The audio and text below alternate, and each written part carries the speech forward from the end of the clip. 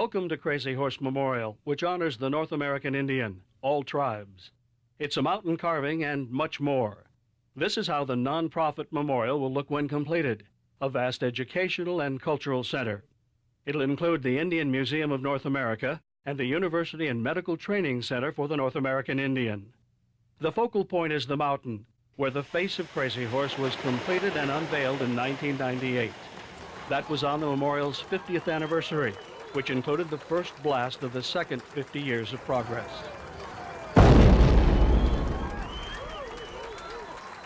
Dakota elders picked Crazy Horse for the mountain carving, and they insisted the memorial be located in the Black Hills. The hills are revered by native people, such as Olympic champion Billy Mills. Crazy Horse Memorial, I think, needs to be, it represents two things to me. It represents the integrity of our elders who asked Korshak to build a monument honoring one of our chiefs in our sacred Black Hills. And that is a commitment we should never lose sight of.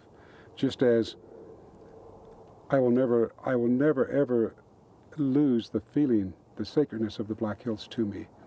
Our elders made a commitment. They went to Korshak to build a monument honoring our people, our way, our culture, our values. I think the elders were not only correct, I think it was visionary to put a man who I think is sacred, his image is sacred, and to place it in the Black Hills, which is sacred. It's the only place it could have been. To carve the mountain, the elders picked sculptor Korczak Żółkowski, whose physical appearance changed along with the mountain. Following his death in 1982, the project's been continued by his wife Ruth and their large family. In 1939, the sculptor's dramatic marble portrait of Paderewski won first prize at the New York World's Fair. That gave Chief Standing Bear and his fellow chiefs the idea to invite Korczak to the Black Hills. You know, I've been an orphan since I was a year old.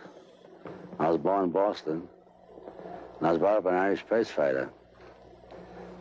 And I always told him when I was 16 I was going to beat, but I was just going to whip him, that's all. When I was 16, I couldn't quite do it, so I left him. I went to work on the waterfront. And I always said I wanted to do something worthwhile with my life. And I wanted to become a sculptor. And then one day when I was 13, I'd read about this man, Borglum, carving a mountain.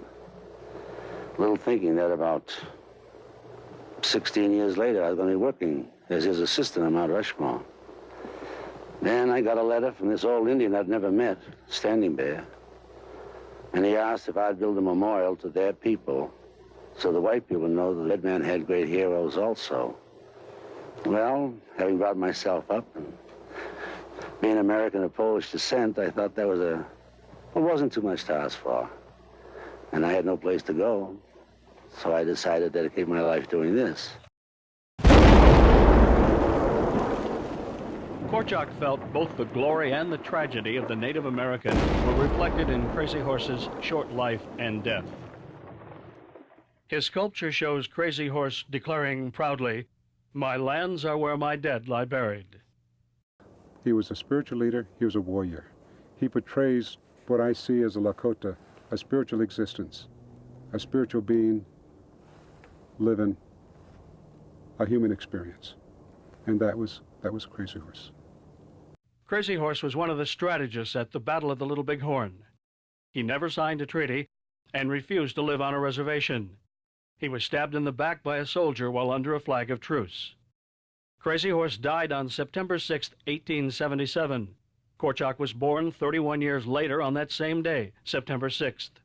Many Native Americans consider that an omen he was destined to carve Crazy Horse.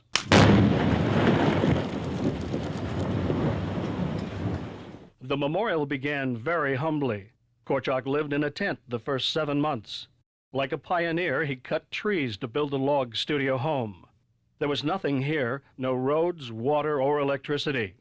When he started work on the 600-foot-high mountain, Korczak was almost 40 and had only $174 left to his name. So you can imagine how humble I started on the mountain. I started with a single jack. That's a hammer and a steel. And I drilled my holes around 3-4 feet deep and blow them off. Then I bought an old compressor. It was 24 years old, an old Buddha. Weighed around 4 tons. And I put a pipeline 2,440 feet long from the compressor on the ground up to the top of the mountain. And I bought a jackhammer. Now, this took 2 years to get all this done. And then I bought another hammer, and then my steel. Dynamite is rather expensive, and my electric caps. So for the first 7 years, I climbed that 741 steps, and I carried everything up on my back. When I go up, I'd start the big compressor. I used to crank it, you know, and I'd put a 50-pound box of dynamite in one shoulder, and put a wire, a string of bits around my neck. Then I'd take maybe an 8 or 10 or 12, 14-foot steel in my left hand, and that's how I'd start up the mountain.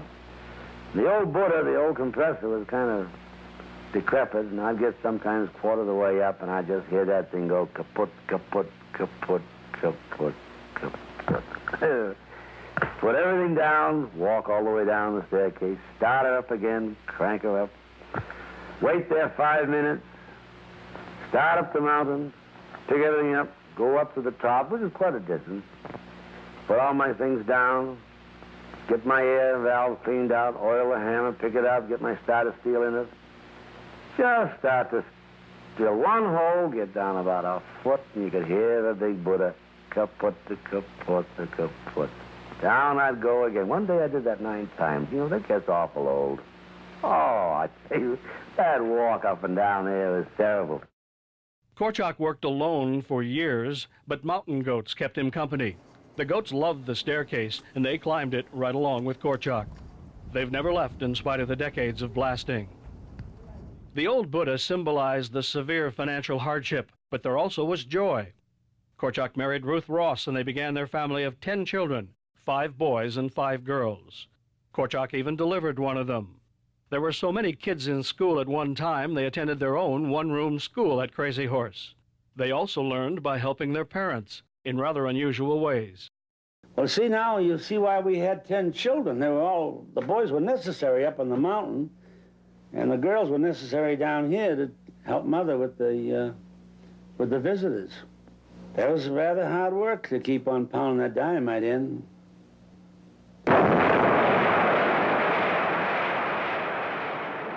The first blast took off only 10 tons. It was at the June 3rd, 1948 dedication, attended by 5 survivors of the Battle of the Little Big Horn. Comparing then and now shows the dramatic change, with more than 8 million tons of granite blasted off so far.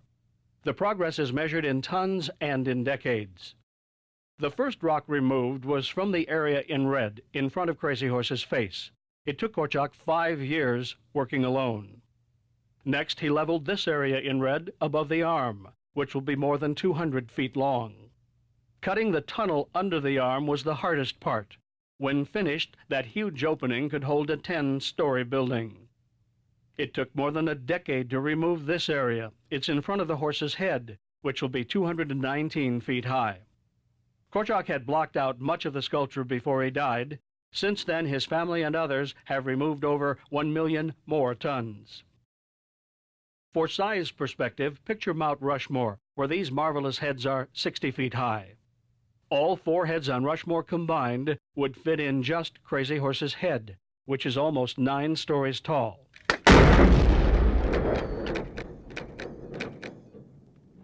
Carving Crazy Horse is an unlikely marriage of the fine arts and explosives engineering on the grand scale. But how do they actually carve a mountain? It's done with drills and explosives, and every blast involves at least 24 separate steps. Korczak already has carved Crazy Horse, and his sculpture is being enlarged on the mountain. To do that, thousands of manual and electronic measurements are taken from Korczak scale models. Not all days on the mountain are picture perfect. Wind, heat, cold, rain, lightning, snow, ice, any can make the job miserable and more dangerous. The crew works year-round. They use a combination of handheld as well as machine drills. The precise measurements fix the location and the spacing of each borehole. The adage in the industry is, the secret of good blasting is good drilling. Access for the cumbersome equipment usually has to be created by blasting out a ramp or a road. That takes time and adds to the cost of a blast.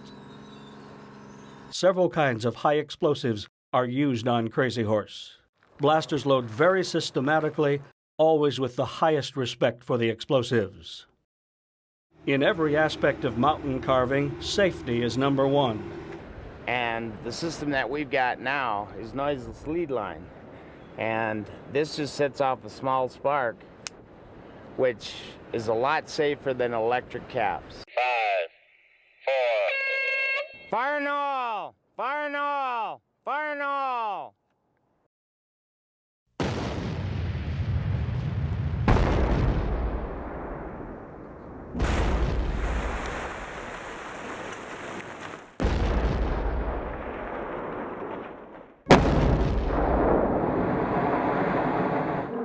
The remaining blast fragments are bulldozed. It looks hair-raising, and it is. Casimir Zhukovsky recalls the incident of the flying cat. The brakes went out of the cat. I went off that edge, went over my dad, and the cat went all the way to the bottom, or the top of the muck pile. And I bailed out, and I went about 70 feet or so, I suppose. And my dad probably thought I was dead. And once he realized I was alive, he said, "You got it in there, you get it out." Carving a mountain is an unusual profession. You're up there 600 feet in the air looking down. And to me, I just marvel at them. And I not only marvel at their abilities and the fact that they completed the face, and it's so perfect with the model, but they also have caught enough of the dream.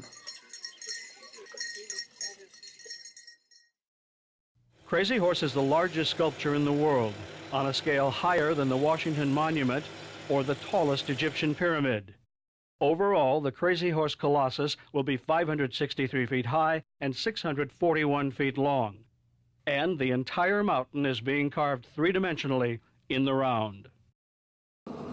One of the finishing tools is a dangerous supersonic torch.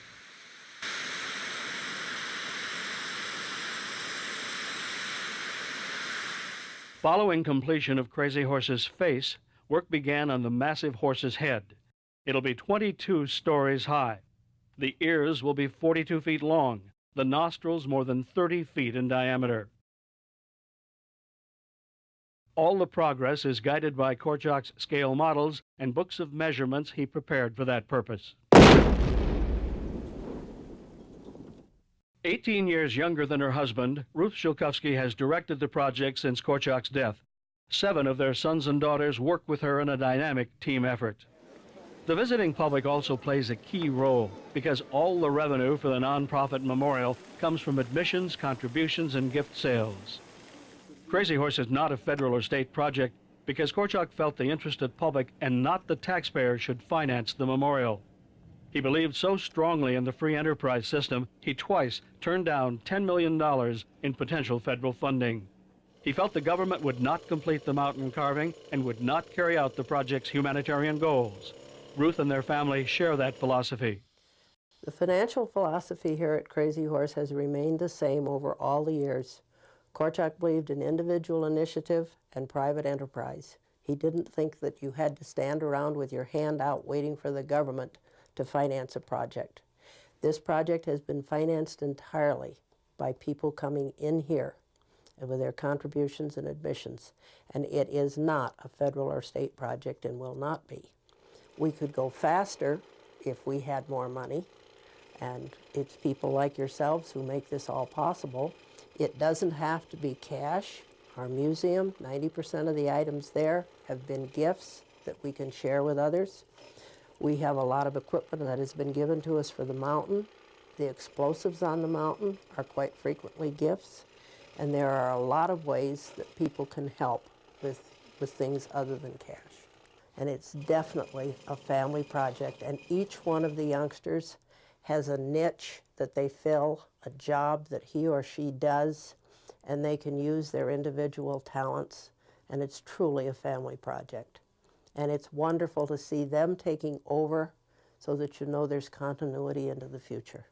Dad made it special, Dad and Mom made it special, and it's just that it's a dream, and it's a dream that can become reality. And it's important to be a part of that. I do see it as something a lot bigger, and I see it as a lot more pressure on us to make sure that it keeps going. You have to work harder to keep it going. It's a lot more work than it was, 5, 6, 7 years ago. To me, it's the only job that I want to do for the rest of my life. He left us a letter that he wrote in 1952, and we never saw it until after he died. And he said in that letter that you don't have to do this, but if, after I'm gone, you take up the task of doing it, don't ever let it go. I think it was born in us, the ones that chose to stay. I don't know about the others, but I'm assuming they feel the same way, that I don't belong anyplace else. I like to go and visit, but I belong here. Always at the heart of the memorial is Crazy Horse himself. He is a hero to many people, like Olympic gold medalist Billy Mills. Crazy Horse is my hero for many, many reasons. I'm a member of the tribe, Ogallala Lakota. Crazy Horse is Ogallala Lakota. And growing up, we'd hear about Crazy Horse. Just the simple fact when he is asked, "Where are your lands now, Crazy Horse?" And he points and says, "My land is where my people lie buried." I've identified with that. The memorial to me represents actually one of our greatest values, one of the greatest traits we can have as Lakota people, and that's storytelling. It represents the past. I look upon myself as a Native person as a spiritual being living a human experience. And the monument, Crazy Horse, represents the past, it represents the present, and it represents the future. It's, as Korshak has said so many times, storytelling in stone.